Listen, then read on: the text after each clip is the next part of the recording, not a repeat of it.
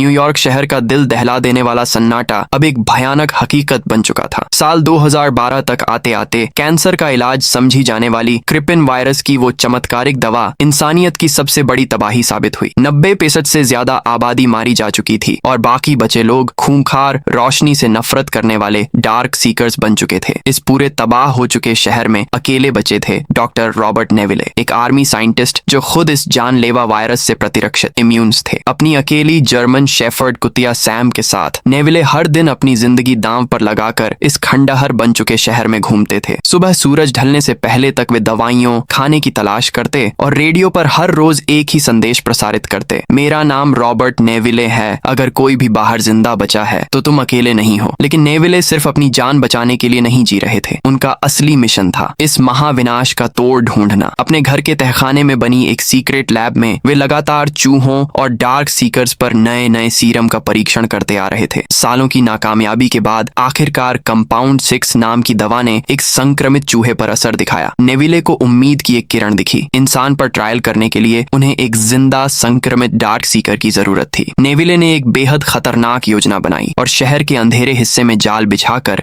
एक female dark Sikar को पकड़ लिया। लेकिन उन्हें अंदाजा भी नहीं था कि इस शिकार के दौरान एक नर डार्क सीकर सूरज की तेज रोशनी की परवाह किए बिना बाहर आ गया था और गुस्से में नेविले को घूर रहा था। उसने नेविले का चेहरा और उनका ठिकाना पहचान लिया था। लैब में दवा का डोज देने के बावजूद फीमेल डार्क सीकर की हालत बिगड़ने लगी और उसका शरीर जवाब देने लगा। नेविले का यह प्रयोग भी असफल होता दिख रहा था। निराशा और अकेलेपन के बोझ तले दबे नेविले जब अगले दिन शहर में गश्त पर निकले तो उनकी आंखें फटी की फटी रह गईं। सड़क के बीचों बीच वही पुतला खड़ा था जिसे वे खुद एक दुकान में सेट करके आए थे और जिसे वे फ्रेड कहकर बातें किया करते थे। वह पुतला वहां कैसे आया? क्या वहां कोई और इंसान मौजूद था या ये डार्क सीकर्स का बिछाया कोई खौफनाक जाल था? जैसे ही नेविले घबराकर उस पुतले के करीब पहुंचे और उसे हटाने लगे, उनका पैर जमीन पर बिछे एक फंदे में फंस गया। नेविले हवा में उल्टे लटक गए, उनका सिर पक्के रास्ते से टकराया और वे बेहोश होने लगे। ढलता सूरज इशारा कर रहा था कि कुछ ही मिनटों में अंधेरा होने वाला है और डार्क सीकर्स अपने बिलों से बाहर आने वाले हैं। उलटे लटके हुए नेविले की आंखें धुंधला रही थीं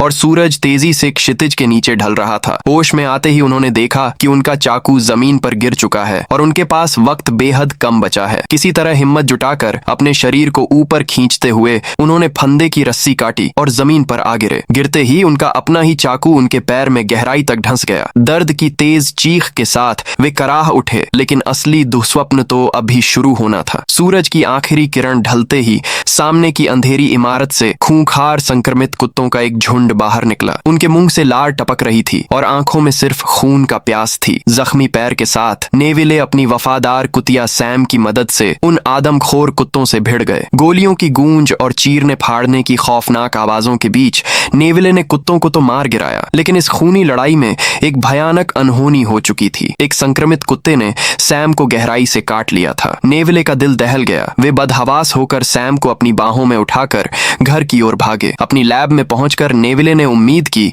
आखिरी किरण के रूप में सैम को अपना प्रयोगात्मक सीरम लगाया, लेकिन बहुत देर हो चुकी थी। देखते ही देखते सैम की आंखें लाल होने लगीं, उसके दांत बाहर निकल आए और उसने अपने ही मालिक पर गुर्राना शुरू कर दिया। नेविले की आंखों से आंसू बह रहे थे। उनका दिल पूरी तरह टूट चुका था, लेकिन भारी मन से उन्होंने अपनी हाथों से अपनी सबसे प्रिय साथी का गला घोंट दिया। अकेलेपन, अवसाद और अपनी इकलौती साथी को खोने के गम में नेविले का मानसिक संतुलन पूरी तरह बिगड़ गया। अब उनकी जिंदगी में जीने की कोई वजह नहीं बची थी। गुस्से और खुदकुशी के इरादे से वे रात के घने अंधेरे में अपनी गाड़ी लेकर सीधे डार्क सीकर्स के इलाके में घुस गए। उन्होंने अपनी कार की बत्तियां जलाकर दर्जनों संक्रमितों पर गाड़ी चढ़ा दी। खूंखार जोम्बी उनकी गाड़ी पर टूट पड़े, उसे पलट दिया और नेविले को कार के मलबे में कैद कर दिया। जब एक खूंखार डार्क सीकर नेविले का काम तमाम करने ही वाला था, तभी अचानक एक तेज अंधा कर देने वाली रोशनी चमकी और गोलियों की बौछार से वह इलाका गूंज उठा। कोई अनजाना शख्स नेविले को इस मौत के मुंह से खींचकर अपनी गाड़ी में ले गया। नेविले की जब आंखें खुली तो वे अपने ही घर के बिस्तर पर थे और उनका जख्मी पैर सलीके से पट्टी से बंधा हुआ था। सामने एक अनजान महिला एना और उसका छोटा बच्चा ईथन खड़े थे। एना ने बताया कि उसने रेडियो पर नेविले का संदेश सुना था था और वे मैरीलैंड से यहाँ पहुंचे थे। एना का दावा था कि पहाड़ों में वर्मोंट नाम की जगह पर इंसानों की एक सुरक्षित कॉलोनी अभी भी जिंदा है, जहां वायरस का कोई नामो निशान नहीं है। सालों से अकेलेपन की आग में जल रहे नेविले के लिए यह बात पचाना नामुमकिन था। उन्होंने गुस्से में चीखते हुए एना की बात को खारिज कर दिया। नेविले का मानना था कि दुनिया की 90% आबादी खत्म हो चुकी है, बाकी खूंखार राक्षस बन चुके हैं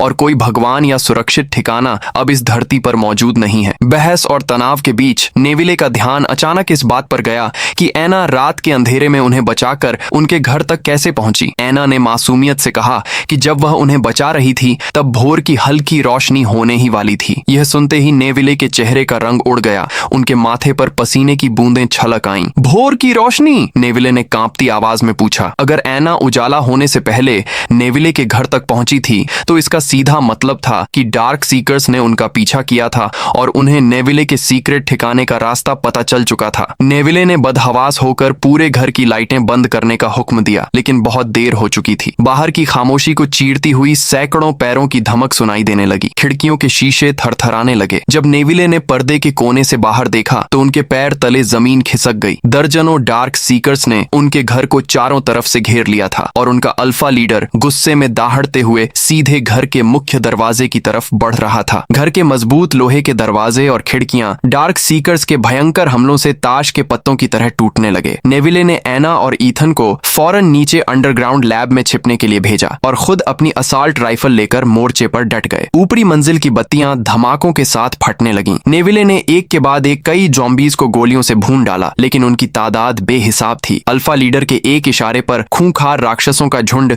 छत की कंक्रीट की दीवारों को फांदकर सीधे अंदर घुस आया। चारों तरफ चीख पुकार, कांच टूटने की खौफनाक आवाजें और गोलियों का शोर गूंज रहा था। जब नेविले को एहसास हुआ कि वे ऊपरी मंजिल को और बचा नहीं सकते तो वे गोलियां चलाते हुए पीछे हटे और सीधे अपनी तहखाने की सीक्रेट लैब में घुसकर बुलेट प्रूफ कांच के भारी दरवाजे को लॉक कर दिया। एना और ईथन खौफ से कांप रहे थे। तभी नेविले की नजर उस बंद कमरे में रखी संक्रमित फीमेल डार्क सीकर पर पड़ी, जिस पर वे कंपाउंड चिकुन सीरम का प्रयोग कर रहे थे। उसकी त्वचा पर रंग वापस लौट रहा था, उसका बढ़ा हुआ तापमान कम हो चुका था और सांसें सामान्य हो रही थीं। दवा काम कर चुकी थी। नेविले ने इतिहास का सबसे बड़ा चमत्कार कर दिखाया था। उन्होंने आखिरकार कैंसर वायरस का इलाज ढूंढ लिया था, लेकिन खुशी का यह पल पलक झपकाते ही भयानक तबाही में बदल गया। बाहर मौजूद अल्फा लीडर बुलेट प्रूफ कांच के पार उस फीमेल डार्क सीकर को देख चुका था। गुस्से में लाल होकर उसने अपनी पूरी ताकत से उस शीशे पर अपना सिर पटकना शुरू कर दिया। शीशे में बारीक दरारें उभरने लगीं। नेविले ने चीख कर अल्फा को समझाने की कोशिश की। रुक जाओ, मैं तुम्हें ठीक कर सकता हूँ, मेरे पास इलाज है। लेकिन उन भूखे और अंधे राक्षसों के लिए इंसानियत और दया का कोई वजूद नहीं बचा था। दरारें तेजी से फैल रही थीं और कुछ ही सेकंडों में कांच चकनाचूर होकर पूरी लैब को मौत के कुएं में बदलने वाला था। कांच पर दरारें इतनी बढ़ चुकी थीं कि अब किसी भी पल बुलेट प्रूफ शीशा चकनाचूर होने ही वाला था। मौत सिर पर खड़ी थी, लेकिन नेविले के दिमाग में अचानक एना की कही हुई वो बात गूंज उठी, भगवान का एक प्लान है। नेविले